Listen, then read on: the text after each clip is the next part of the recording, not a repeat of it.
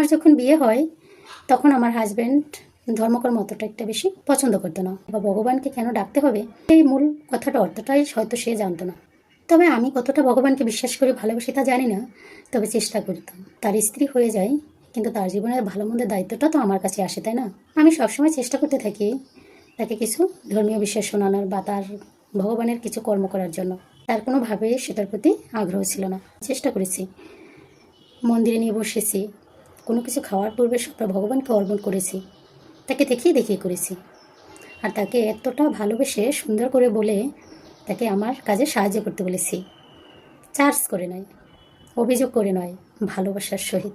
আজকে আমার সেই হাজবেন্ড ঘরে যদি কখনো কোনো কিছু আনে, ফল প্রসাদ হোক যেটা ভগবানকে উৎসর্গ করা যায়, সে প্রথমেই বলে যে এটা ভগবানের মন্দিরে আগে দাও, তারপরে আমরা খাবো।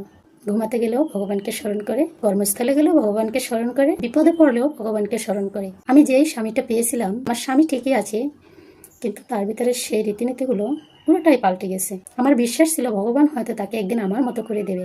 ভগবানকে আমি অশেষ ধন্যবাদ জানাই।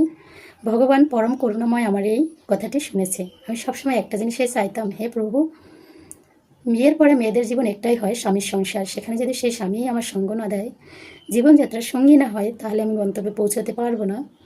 আজকে সেই স্বামী আমার সাথেই আছে, আমার মতোই করতেছে।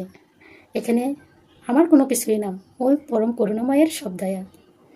তুমি সারাটা জীবন এভাবেই আমার পাশে থেকো, সঙ্গে থেকো। জয় রাধে রাধে, হরে কৃষ্ণ।